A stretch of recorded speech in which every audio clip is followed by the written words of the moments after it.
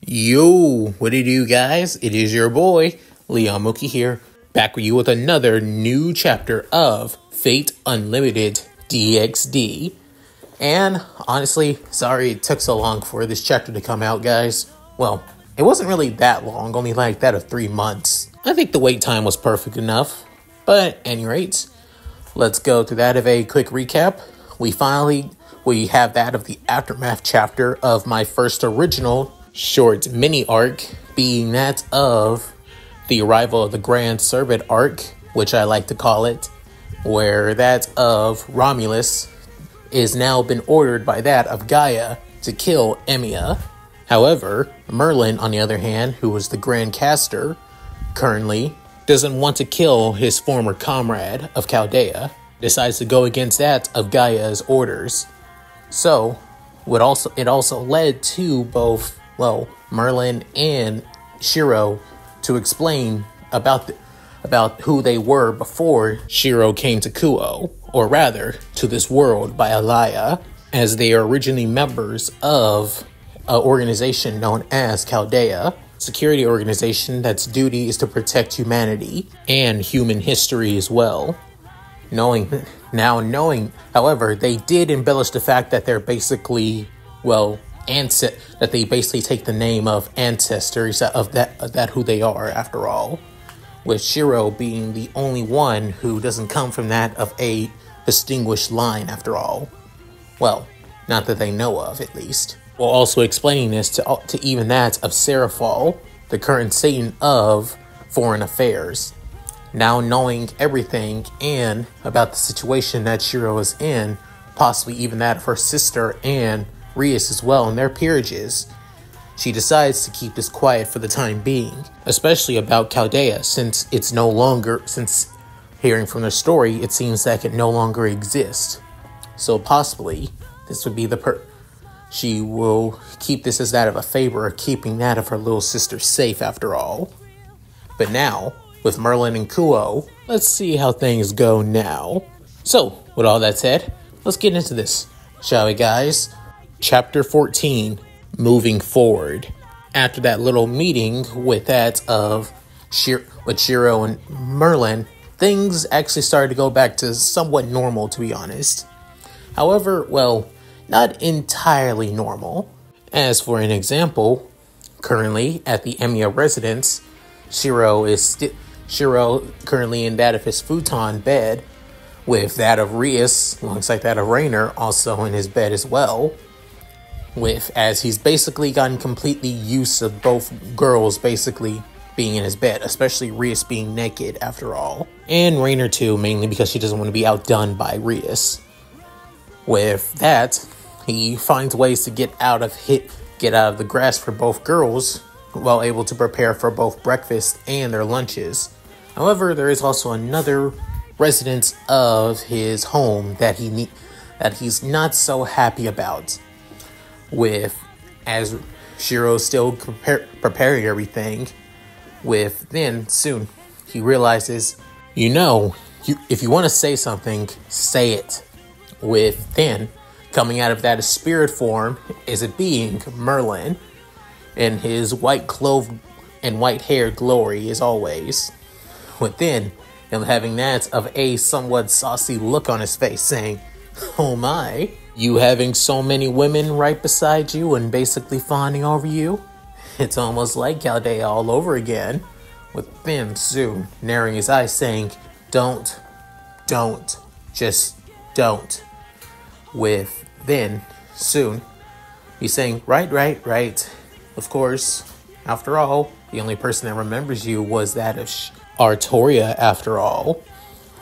Then soon creating that of Bakuya, as soon throwing that of the blackened Dao sword towards that of Merlin, with Merlin basically deflecting the blade as it lands onto the ground. Within soon saying, "All right, struck a nerve there, Within saying, seriously, you really do know how to push a person's buttons. It's times like this I wonder if you were actually trained by that bastard Zelrech." Within Merlin saying, I'm a prankster. not a sadist. Feeling offended by that of Shirou's comment, with his, eternal smile now turning into that of a neutral frown. With then Shirou saying, well, you could fool me and everybody else at Chaldea back then. With still preparing that of breakfast and Rias's lunch, alongside that of Konoko's lunch as well. While preparing it, he soon asked Merlin, saying, so, I need to know the others. Are you sure that they're 100% okay with helping me out on this? With then Merlin having that of a thoughtful look on his face, saying, yes, they are. Both the Grand Assassin and the Grand Saber are willing to help you. With them saying, I'm surprised that they are, given that they're Grand Class servants. You, on the other hand, I can understand the reason why you wanted to help me. You're not a tool. You follow your own path and your own reasoning, Merlin. But the first Hassan, his very existence is to basically help and save humanity and the world as well if he's called on. Simple as that. Now he's basically going against Gaia, the very person that gives him a purpose as a heroic spirit, especially as the Grand Servant. With then soon, Merlin couldn't help but giggle a bit, saying, you would think so, right? He wouldn't take it. He would follow his duty and task as the first Hassan, the old man of the mountain, the king, the true king of assassins, would follow his contract to the very end. However, there's only one problem. He's not a person that's willing to assassinate those who don't deserve it.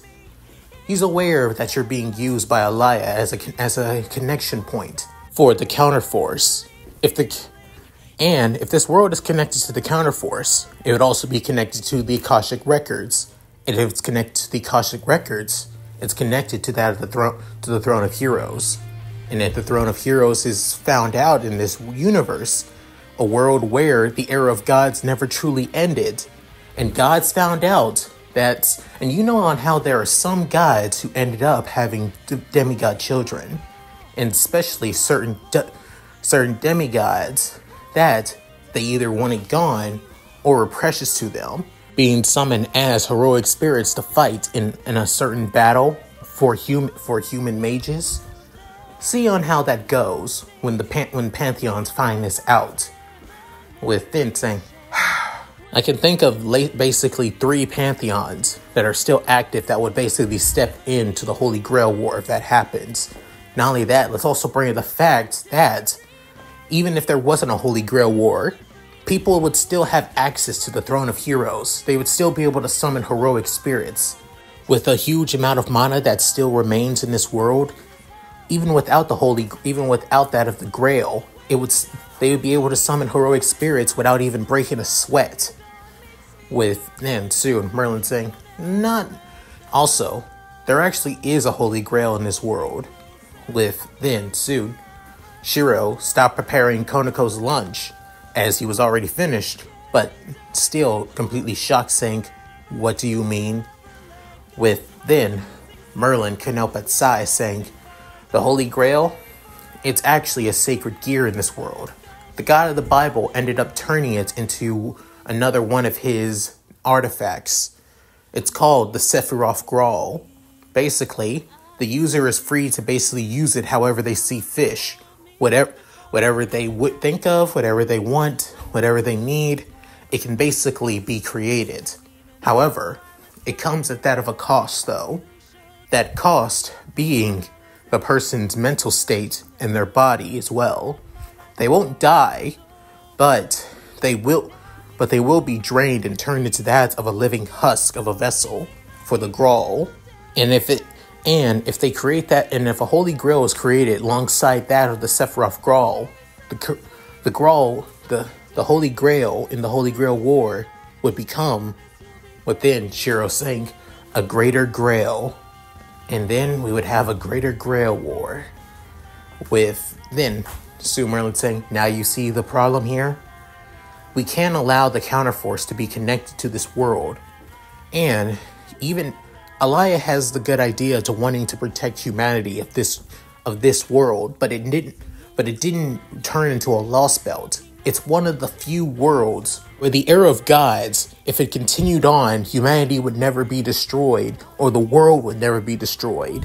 This is one of a few worlds where both the gods and humanity and the world itself, all three forces, never rejected one another, connected to the counterforce, never rejected one another. And Alaya, she wants to gain more power for humanity by giving humanity the ability to summon heroic spirits, and possibly, if it becomes too dangerous, to bring in counter guardians such as myself. Within, Shirou taking that of one deep, long sigh, basically spreading out his arms across that of the countertop, before looking, saying, does everything have to be so goddamn complicated for these damn gods? Especially for the two entities that basically make up humanity and the worlds themselves. Within Merlin, having that of a somber look, no longer having that of the jokester / comedian / making fun of kind of look on his face anymore.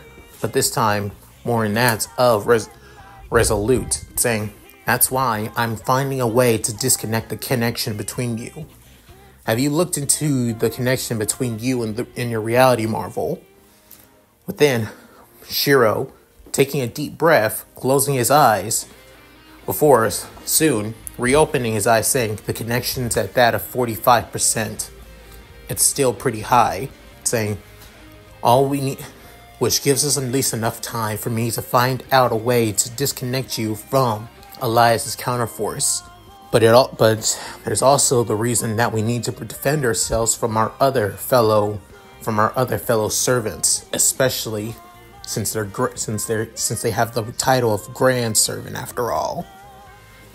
Within, soon, Shirou basically putting away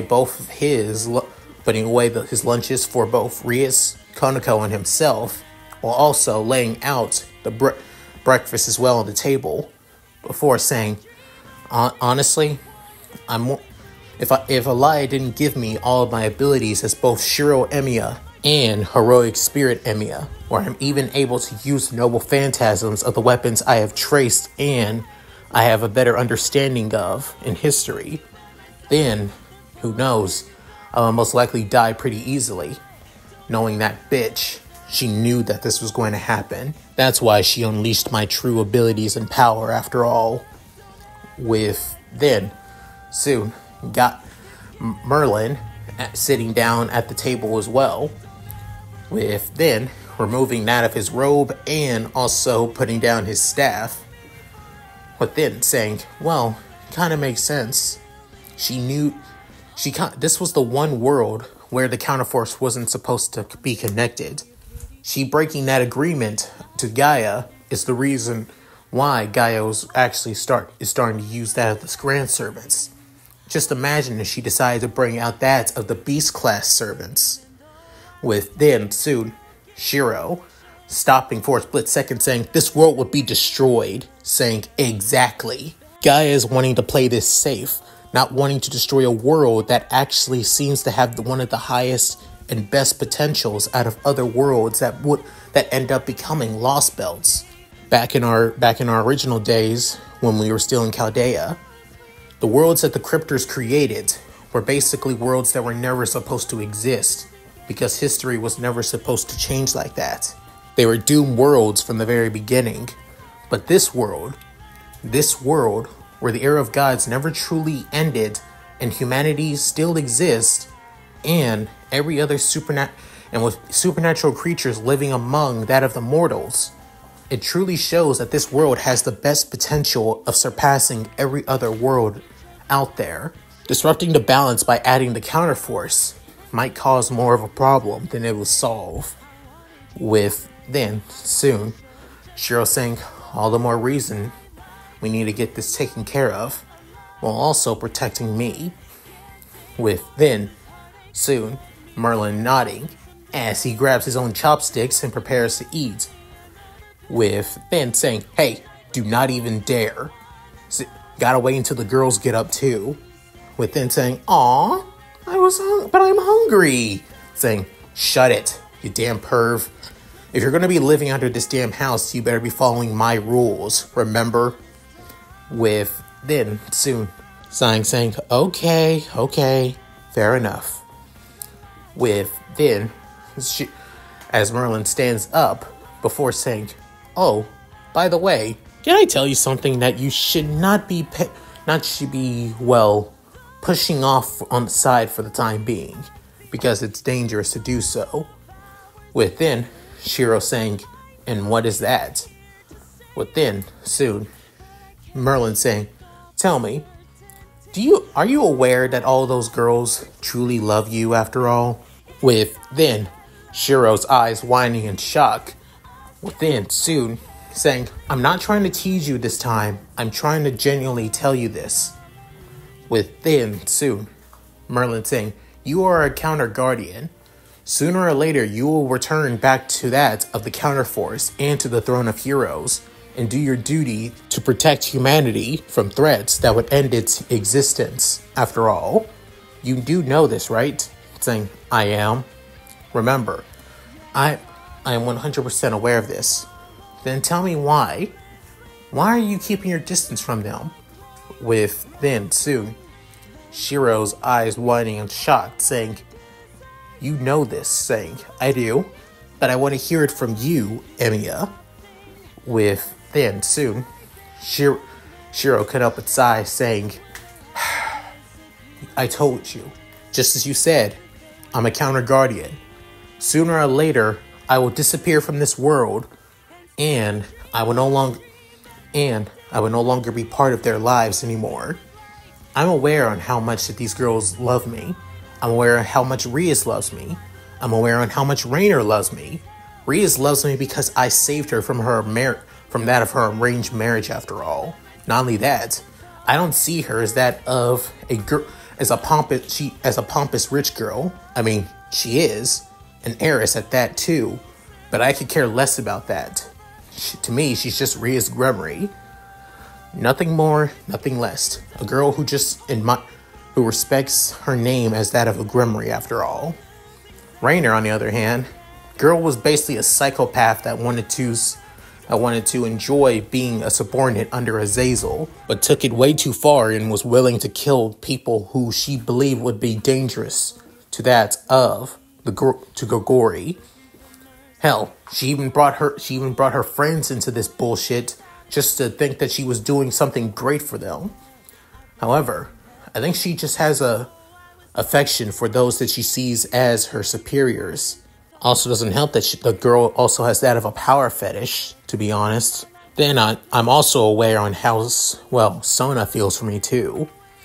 Originally, she just seems like your typical high school girl that takes her job and duties as that of student council president and as that of an heiress of a high-ranking family too seriously. Nothing wrong with that. However, as I got to know her, I realized something. She reminds me too much of Ren. With then, Merlin actually perked up at that, saying, "She reminds me so much of her.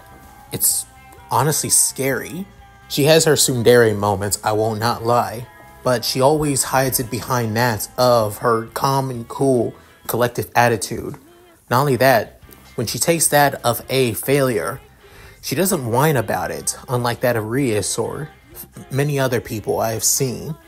She takes it with pride and sees it more as that of a learning experience, just like how Ren did. To be honest, it scares me. Scares me a lot on how much she reminds me of her. Then there's Tsubaki and Momo too, the same girls from her peerage too. I can tell on how Tsubaki looks at me. Honestly, I'm aware that she has feelings for me, but I don't know the reason why she does. Then there's Momo. I think she actually just has a crush on me, given on how much helpful I've been to her during my duties as that of as working with the student council, to be honest. So, nothing much with that. It's mainly that of Rias, Rainer, and I think Sona that I'm aware that they have feelings for me. With Din saying, "True, but you're also forgetting somebody else." with then Shirou basically raising an eyebrow saying, I am? With then Merlin nodding saying, that fallen angel half-breed girl. With then soon Shirou saying, Akano? Funny. You really think that that girl has feelings for me? With then saying, and you don't? Saying, that girl reminds me so much of the original me. The original Shirou Emiya, stubborn to a fault and never really going back on her own ideals. She's stuck in her own little world and sees it how she sees fit. She's too blinded by her own ideals. It's at least the Shirou Emiya that fell in love with Rin Tosaka, who refused to budge on his ideals and continued to move forward that of an idea of trying to save everybody without even killing them, which is basically ridiculous. Real shame I was once that person. But to be honest, part of me realized that she just needs somebody to actually tell her that she's wrong. Plus, as for that fallen angel heritage, it has to do with the reason on why she's so damn stubborn as well. I won't confront her about it, to be honest. I'll wait until she will willing to tell me. I'm not just going to force information out of her just because it would be more convenient and more easier on me. With then Merlin saying, true. But remember what I said. She does have feelings for you, Shirou. With then saying, yeah. After saying that, soon begin to hear that of footsteps coming into that of the dining room, as it being Rias and Rainer both waking up. With then saying, we'll end this conversation here and now. I don't want to involve them just yet. Saying, fair enough. Also, can we now eat? With Merlin having that of a big goofy grin. With then soon Shirou saying, yes. With then saying, all right. With now digging into the breakfast. With then soon Rainer and Rias finally show up. Finally finishing their breakfast with Shirou and Rias now heading off to school, as she's clinging on to him as always, now showing her affection, which basically makes quite a bit of people jealous after all of Shirou, mainly the guys, and a few girls also feeling quite jealous in fact that they're not going to be able to get close to Shirou anymore. It also hits even harder for that of Issei, who still has a crush on that of Rias after all. Within Shirou sighing, saying, Can you please allow me to explain to them after all that we're not really a couple? Saying, sure, I could, but where's the fun in that? And besides, isn't it not wrong that we are a couple? Saying, no, we're not. We haven't even been on a date yet, so no. With then soon she having that of a puppy dog eyes, saying, your puppy dog eyes aren't going to help you this time, Rias. Pouting, not getting what she wanted, but still clinging on to Shirou's arm all the same, with his arm wrapped around that of her massive chest, realizing that she's not going to let go until they're able to leave for classes. However, little did Rias know, however, to Shirou though, he was being watched by that a familiar figure with the same blonde-haired knight of her peerage after all. As the classes go by and everything goes back to normal after all, especially since Shirou hasn't been attacked by a grand class servant after all, which he calls that of a win, to be honest.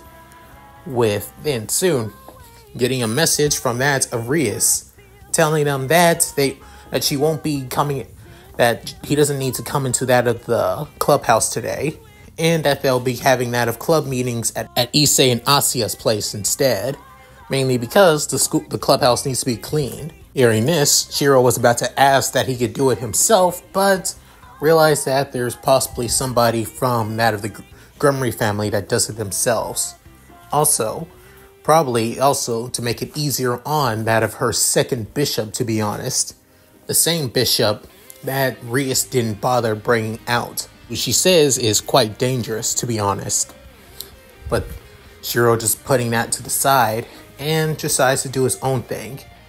As he was going to head to that of the student council room to see if he needs anything done, maybe he could possibly, but deciding not to, wanting to give them space given that what just happened after all, about that of 2 days ago, with Shirou planning to train them and improve their abilities, but then Romulus had to show up and ruin everything. With deciding to wanting to give them space for the time being, he decides to leave Kuoh instead and head back home. With this, Shirou wanted to get some more information out of that of Merlin though. Unfortunately, Merlin wouldn't be at his home. Currently right now, Merlin is speaking to that of two figures however, unable to see their appearances, but able to see that of their magical signatures, one looking like that of a bright blue flame, while the other having that of a golden aura basically surrounding him. With then soon Merlin saying, seeing him actually have another chance at being a normal teenager instead of this pathetic idea of a hero of justice kind of feels right, to be honest. Within the flame speaking, saying, thou has realized that he is showing the signs of a boy that was always meant to live that of a normal life. However, fate continues to make this young man suffer through such turmoils and pain. It deeply saddens this old man's heart. The golden lights begin to flash before saying, I agree as well. Absolutely. Emiya has been through enough. And this has to be the final straw that Elia puts him through. We must find some way to free Emiya from his shackles, especially of this latest scheme of Elia. Tell me, Mage of Flowers, have you found anything?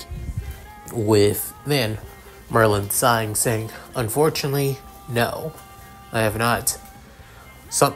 We haven't found anything strong enough to sever the connection between the Counterforce and Emiya. Right now, he is not that of a Counter Guardian. He is just a young man with the power of with that of his heroic spirit powers and magecraft abilities. However, due to his connection to the Counterforce and as a Counter Guardian, that connection is what's keeping him. That's also what's keeping him in this world, and what's also tethering the link between the Counterforce to this world as well.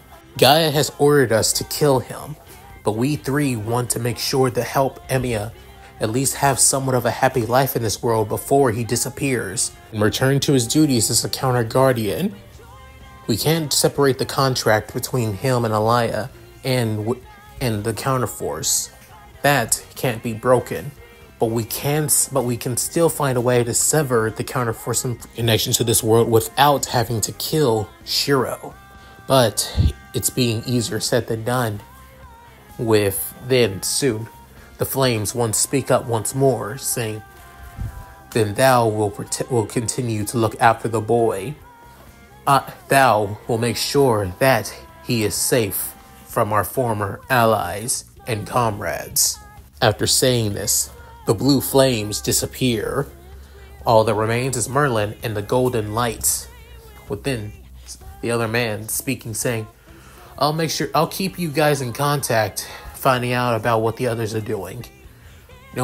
Given that Romulus failed to kill Shirou, they're not going to stop here. They'll probably plan another attack. I'll let you guys know when that happens. Within, after saying that, the golden lights disappear as well. All that leaves is Merlin on the rooftop, within sighing to himself, saying, both Gaia and Elia have decided to duke out another battle. The fate of the world and humanity has rested upon our shoulders, and on the shoulders of one young man who has basically been through nothing but hell and hell again. Within Merlin having that of a somber look, before, on the left side of his face, he couldn't help but smirk, saying, It's almost like the two of you were meant for each other, Artoria. You even pushed yourself through hell as well, believing you were never worthy of the throne, only thinking about its people in the country than yourself. That's why, within, bringing out his staff, as then rose petals began to wrap around that of Merlin, saying, I will keep him safe for you, old friend, as he teleports. Soon for Shirou, as he finally getting back home, he soon noticing that Rainer is there as always, greeting him just like before, with that trying to seduce and in a seductive tone, with Shirou actually having that of a somewhat amusing smile on his face instead, within saying, you know, keep on trying like that, Rainer. It's most likely not going to work on me sooner than later. You know that, right? With then soon, she's saying, "Aw, Master Shirou, at least I want to give it a shot a few times. I refuse to stay behind that grummery bitch after all." With then, Shirou still smiling, saying, "Well, just keep on trying.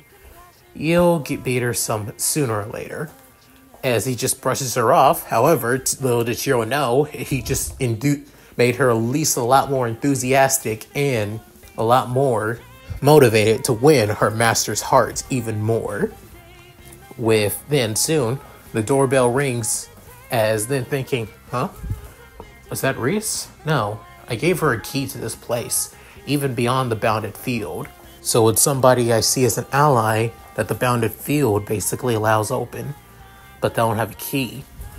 With then soon, Shirou heading back to the entrance with Rainer, basically following behind him, opening up that at the slided door, and then see that of Kiba, as he's still having that to the fake smile on his face with his eyes closed. However, Shirou notices that the fake smile that he always wears is a lot more faker, more plastic than it's ever been today. With then soon Shirou saying, "Kiba, what are you doing here?" Saying, "Emiya-san, I'm glad that I finally have you here." Saying, "Shouldn't you be at Hayato's place? I'm pretty sure the ORC have a club meeting today, and they had it at that of Issei's place instead." So, within saying, "Oh, I know. It's just that I saw something at that of Issei's place when we were there." Within soon, Kiba begins to explain himself when he was at that of Issei's home, as Issei's mom basically showing everybody that of his old childhood photos, after all, showing baby pictures and many other pictures as well, making everybody laugh. Even Konako, who was always pretty stoic, couldn't help but say, what a waste before he became a pervert. Basically making that of another blow to Issei's pride, after all. As even Kiba was actually looking through that of the photo albums until he stumbled on a certain photo, but with that of Issei as that of a little kid, possibly around that of 5 to 6 years old, with another kid with chestnut hair and violet and lime green eyes, and behind them being that of a sword, a certain sword that Kiba knows all too well. With then Issei curious, wondering on what he's so curious about, as he asked him if he knew about the sword in the photo, with Issei basically telling him that he didn't, that it was actually a family heirloom of his old childhood friend before they move away. Within hearing that, Kiba, now having that of somewhat of a, malice laugh, he's saying, so it was here all this time, and I didn't even notice it. Damn it all. And now I had to make sure. With then saying, "Sorry, I gotta go. There's somebody I need to speak to beforehand. Could you please tell that of Lady President and the others about my absence?" But then, after saying that, Kiba begins to leave, with Issei completely and utterly confused on why Kiba's leaving.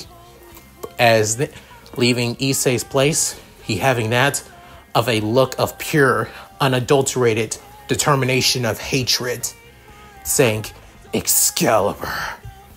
And I should have damn knew that an Excalibur fragment was here in this town all those years ago. But instead, I was in the underworld, being trained by the Grimoire to be a servant. I'm thankful to being a knight of the Grimoire. But my mission, my vengeance comes first. And that in him. Within thinking about Shirou saying, Emiya, you're going to give me the answers about your Excalibur. After coming to this realization, he made sure to rush towards Shirou's place. Within finally explaining, saying, I thought as much.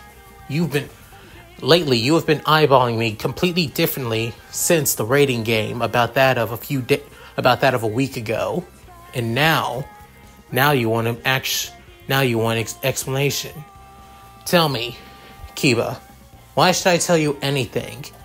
Within soon, creating one of his swords and pointing it straight at Shirou.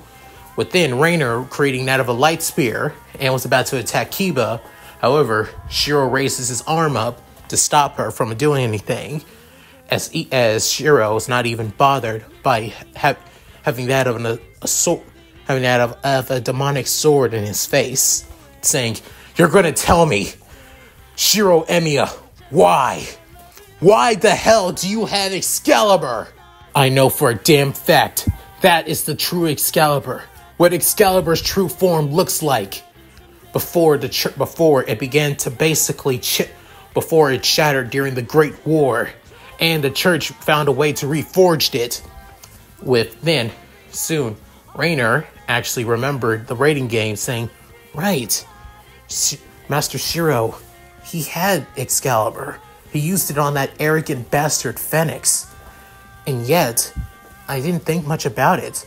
I just thought that he basically created a copy of an Excalibur that basically radiated holy magic. After all. Nothing more, nothing less. But now that I think about it even more, he actually, if I recall, that's exactly what Excalibur looked like even back during the Legends. So how? Within, soon, Shirou saying, Like I told you, Kiba, I don't need to tell you anything. What the Excalibur that you saw during the raiding game was basically a copy. Nothing more, nothing less. Within saying, Bullshit! Absolute bullshit! That was Excalibur. That was truly Excalibur.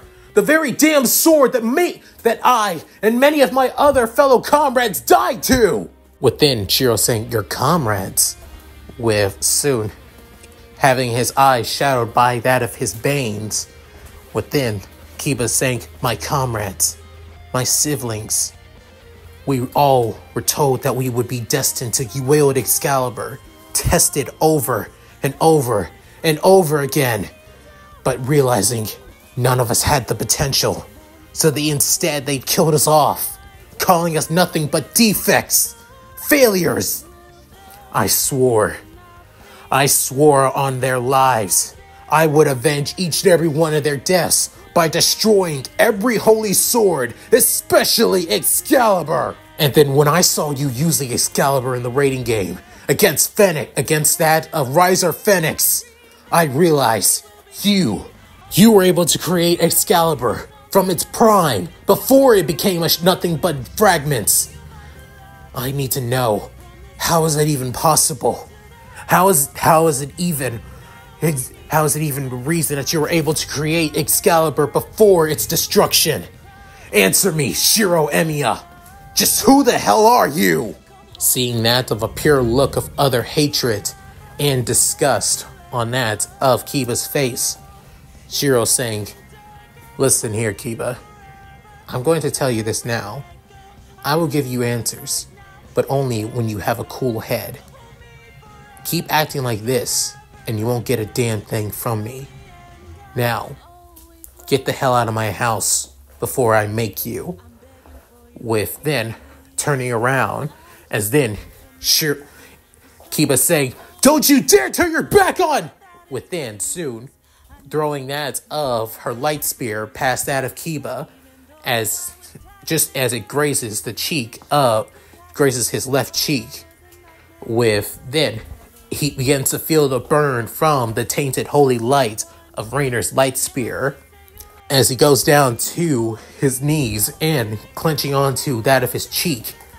Within soon, Shirou looking back at his fallen angel maid, within saying, "Rainer," saying, "You cannot blame me, Master Shirou. You saw he was literally about to attack you. It's my duty to protect you." Saying, "He's not a threat, and he's certainly not our enemy either." With then, soon after saying that, Kiba couldn't help but growl like that of a feral animal. Before then, Shirou looking at that of Kiba, as then, just looking at him, it kind of reminded him a lot of himself. How he was so as back then, when he was so determined on wanting to save everybody, on how he was dead set on trying to protect everybody and be the hero of justice that he dreamt of. The naive fool that he once was. Within, soon, Shirou sighing, he's just a guy that's too blinded by the past to move forward with the future. Simple as that. Within, soon, after saying that, Shirou basically closes the door before then saying, "If you don't move from my property, I will turn my bounded field against you. And sooner or later, you're going to be losing your strength and be forced out of my property. Do I make myself clear, Kiba?" Within, after saying that, Kiba saying, Do I make myself clear, Kiba?" With then, hearing the stern tone that of finality, realizing that Shirou's not playing. Within soon, Kiba gritting his teeth and grinding them to that of a point of pure annoyance and hatred. Within saying, "I really am thankful for you for teaching me and training me and helping out Rias, my king, from the bottom of my heart. But knowing that you have a connection to Excalibur, nothing wants me more than seeing that sword destroyed right in front of me and seeing your head roll off your shoulders." Saying that with that of a feral look of pure, unadulterated hatred towards Shirou. As for Shirou, saying 3, 2, 1.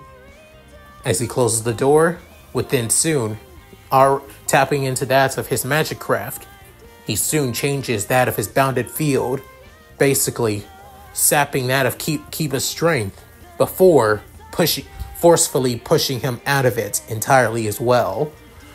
Within soon, after being pushed out and on the street, Kiba was about to rush back into that of Shirou's small mansion, as then he was soon bounced off of it and then knocked back once more as he tries to go back in before losing that of his strength, and then bounces back once more within saying, "Damn you, Emiya! Damn you to hell! I will get my answers, and you will tell me! And if I don't like what I hear, I will kill you!" As Kiba shouts this to the heavens and towards that of Shirou, he soon remembers Merlin. As then, he wonders if he can find him, and finding out that he's supposed to be a descendant of the mage Merlin that helped out King Arthur. That also means he is connected to Excalibur, and he's also connected to Shirou. He can force the answers out of him. Within, and even so, he could possibly, and if he's connected to the church, he can also tell him on where to find an Excalibur fragment, and he can destroy it himself. With then, full walking off, Kiba now heading back to his place, prepared to do his plan and go back to school as always. However, he's more determined than anything to destroy an Excalibur. Back with Shirou, he couldn't help but get annoyed, as then he needs better answers from that of just a rage-spitting Kiba. Is then, soon, hearing somebody coming through the door, as it being Rias saying, "I'm home." As then, hearing the redhead, he soon goes to see her, as Rias removes that of her shoes, within saying, Sorry, Shirou. I'm guessing you probably had that of a boring day." With then, soon, Shirou saying, "Rias, we need to talk.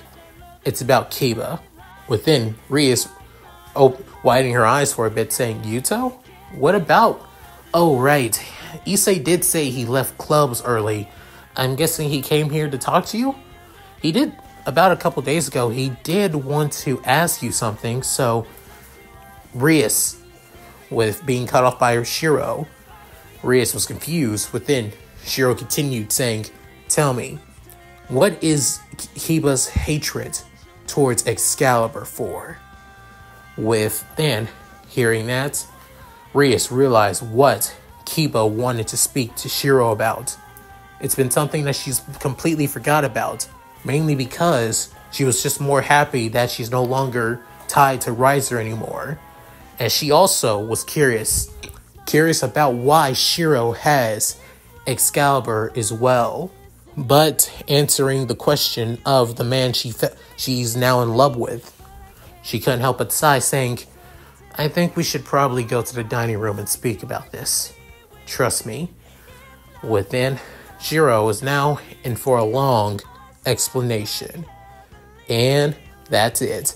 Thank you guys for watching. Hope you guys enjoyed the video. Please tell me what you guys think in the comments below. I'd love to hear what you guys have to say.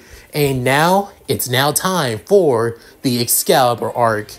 And yeah, it's now time for that of the third arc in High School DxD, where this was mainly supposed to be that of a setup chapter for the Excalibur arc.